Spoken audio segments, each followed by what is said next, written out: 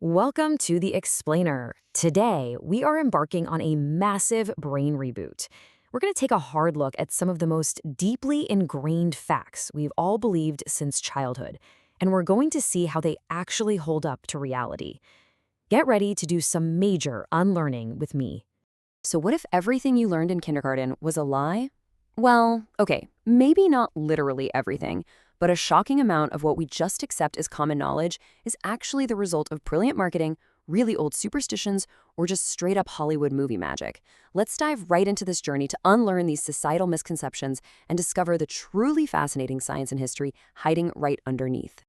Here is our roadmap for today. 1. Our misunderstood human bodies. 2. Fake animal kingdom facts.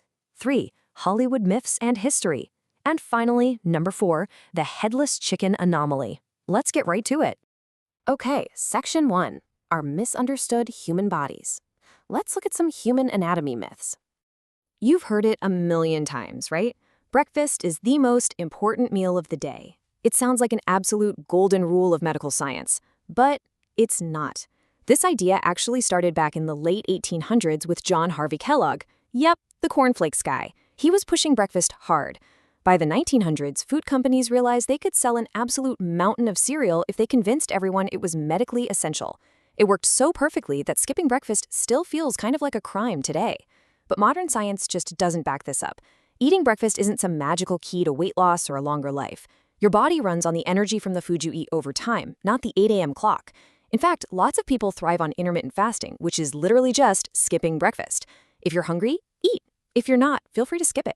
You probably learned in school that you have exactly 5 senses: sight, hearing, smell, taste, and touch. This idea actually goes all the way back to Aristotle, but scientists have actually identified at least 9, and some even argue for over 20. For example, you have the vestibular sense, which keeps you balanced so you don't just randomly fall over. You also have proprioception, which is your body's awareness of your limbs. Like if you close your eyes right now and touch your nose, that's proprioception at work.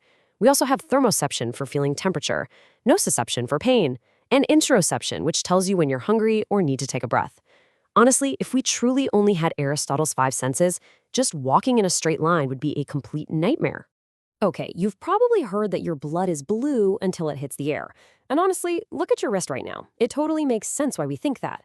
But human blood is never blue. Not in your veins, not in your heart. It is always red. Sure, it might be a brighter red when it's loaded up with oxygen and a darker red when it's depleted, but it's always red. So why the blue veins? It's simply an optical illusion. Shorter blue light wavelengths scatter more easily when they penetrate the skin, making the veins appear bluish to our eyes. Now, animals like horseshoe crabs actually do have blue blood, but humans, we're stuck with red. The whole blue blood royalty thing? Yeah. That's just a metaphor. Here's another one every single parent has yelled: wear a hat or you'll freeze. The myth claims your head is like a chimney, just blasting heat into the cold winter air. But this actually comes from a massively flawed 1950s military experiment. They put soldiers in freezing conditions, wearing full winter gear, except they left their heads completely bare. Well, of course they lost heat there. It was literally the only bare skin exposed. The reality is that heat escapes from any uncovered skin proportionally to its surface area. Your head is only about 10% of your body. So if you went outside naked, wearing only a winter hat, yeah, you're still going to freeze in minutes. And rounding out our human body section, the terrifying myth that waking a sleepwalker will cause them to go into shock, have a heart attack, or completely lose their mind. Guys, it's pure superstition. Sleepwalking happens during deep sleep, so waking someone up is basically just safely rebooting their brain. They'll be groggy, they'll definitely be confused, but they will be perfectly fine. The real danger, the actual risk here, is letting them roam around. Sleepwalkers can fall down stairs, wander outside into traffic, or even drive cars. The absolute best move is to gently guide them back to bed. But if you can't do that, just wake them up safely. Let's move on to Section 2, Fake Animal Kingdom Facts. Pop culture has really messed with us on this one. 80 pounds. Everyone pictures camels as these walking canteens, storing gallons of sloshing water in their humps for long treks across the desert. It sounds super logical, but it's pure Hollywood fantasy. That hump actually holds up to 80 pounds of pure fat. It's a built-in portable snack bar for when food gets incredibly scarce. Camels are just incredibly good at managing hydration in other ways. When they do find water, they can chug up to 40 gallons in a single sitting. Plus, they have these unique oval-shaped red blood cells to keep their blood flowing smoothly even when they get severely dehydrated. Next up, the chameleon. The myth says they're like ninja magicians, turning perfectly green in the jungle or tan in the sand to become totally invisible to predators. In reality, they do not do this to blend in. They change color to communicate and to regulate their temperature. They use special cells called chromatophores and nanocrystals in their skin. If a chameleon is feeling aggressive, it flashes really bright colors. If it's hot, it turns a lighter shade to reflect the heat. And if it's cold, it goes dark to soak up the warmth. So it's all about visual moods and survival, not magical ninja camouflage. Now, what about owls? For centuries, they've been the ultimate symbol of wisdom. Athena's mascot, always wearing little glasses in cartoons, dispensing deep advice. But they aren't actually the geniuses of the bird world at all. They are incredible instinct-driven night assassins, for sure, but their huge eyes and fixed stare are just pure biology, not deep philosophical thought. If you want a real avian genius, you gotta look at crows and ravens. Crows literally drop nuts onto pedestrian crosswalks, wait for cars to run over them, and then wait for the walk signal to safely go eat the cracked nuts. Meanwhile, owls just sit there looking mysterious, entirely focused on eating a mouse. 64 billion. You've almost certainly heard the stat that the average human swallows 8 spiders a year while sleeping. You picture it crawling right into your mouth mid-dream. It's terrifying. Good news, though, it is total nonsense.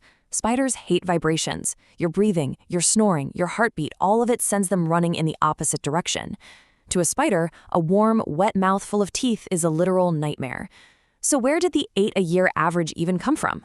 Well, statistically speaking, the odds are microscopic, unless there's one guy out there literally eating 64 billion spiders a year just to mess up the data for the rest of us. Rest easy, nothing is sneaking into your mouth tonight. On to Section 3, Hollywood Myths and History. Let's see how movies and propaganda have completely rewritten reality. Eat your carrots so you can see in the dark. Look, carrots do have beta-carotene, which your body turns into vitamin A for healthy eyes, but they absolutely do not give you night vision. The incredible truth behind this goes back to World War II. The British Royal Air Force invented a brand new radar technology that let them spot German planes at night.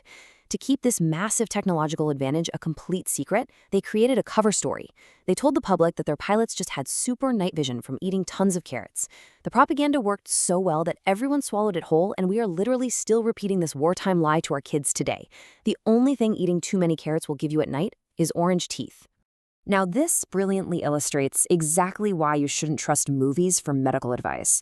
Someone gets stung by a jellyfish, and a brave friend steps up to, well, pee on the sting. Please, I am begging you, never do this. Jellyfish stings are delivered by tiny, venom-filled cells called nematocysts. When you're stung, many of these stingers stick to your skin without actually firing. If you pee on them, the salt concentration and the temperature of the urine can trigger them to fire even more venom. You are literally adding insult to injury.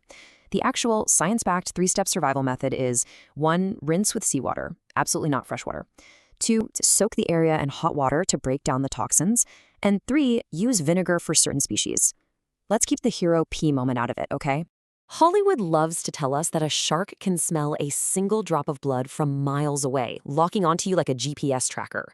And yeah, while sharks do have an amazing sense of smell, they can detect blood at a concentration of about 1 part per million. To put that into perspective, that is roughly equivalent to 1 single drop of blood inside an entire Olympic-sized swimming pool. That's impressive for sure, but it's not the entire ocean. Plus, ocean currents and tides scatter the scent really rapidly. If you cut your finger in Hawaii, a great white over in California is not swimming across the Pacific to find you.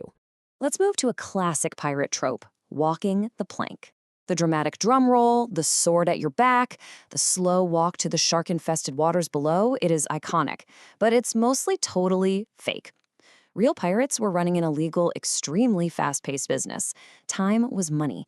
They simply did not have the time, or the desire really, to put on theatrical Broadway-style shows on the deck of their ships. If they wanted you gone, they just shoved you overboard, shanked you, or held you for ransom. Walking the plank was heavily popularized in 19th century literature and stage plays, and Hollywood just happily ran with it. Lightning never strikes the same place twice. We use this quote all the time as a dramatic metaphor for rare events. But lightning doesn't really care about our poetic sayings. Lightning simply takes the path of least resistance. Tall structures like trees, radio towers, and skyscrapers are absolute magnets for it. To prove this point, the Empire State Building gets struck by lightning 20 to 25 times every single year. If you're standing in the wrong spot during a storm, trust me, nature has absolutely no problem striking you twice. And finally, Section 4, the headless chicken anomaly, where we stop debunking myths and look at an impossible truth. Running around like a headless chicken. We all know the phrase, and logically, we all assume that when a chicken loses its head, it might flap and twitch for a few chaotic seconds before finally dying. I mean, that's what Biology 101 tells us should happen, right? You cut off the head, the body dies. But sometimes, nature throws a massive, unbelievable curveball. 18 months. Back in 1945, there was a chicken named Mike. Mike had his head chopped off by a farmer for dinner. But Mike didn't just twitch for a few seconds and die. Mike lived for 18 months without a head. How does that even happen? Well, the cut was just high enough that his brainstem remained completely intact. And the brainstem controls all those basic automated life functions like your breathing and your heartbeat. When the farmers realized he was somehow still alive, they actually began feeding liquid food directly down his throat with an eyedropper. Mike, the headless chicken, became a literal national celebrity, traveling all over the U.S. He had no face, no beak, no eyes, just a body, a pulse, and an intact brainstem keeping the machinery running for a year and a half. Which leads us to a final, pretty profound question. Was Mike aware, or was it pure instinct driving him on? We are talking about a creature with no higher brain, just the absolute bare minimum biological hardware required to keep the heart pumping and the lungs breathing. Could he feel anything? Did he experience his surroundings in any capacity whatsoever, or was he essentially just a biological robot running on a loop? Honestly, scientists aren't entirely sure. It's a fascinating and slightly unsettling question about the very nature of consciousness and survival. And that is exactly what I want to leave you with today. I hope this explainer completely shattered some of those childhood myths for you and showed you just how incredible the real facts actually are. Keep questioning what you know, keep unlearning, and I'll catch you next time.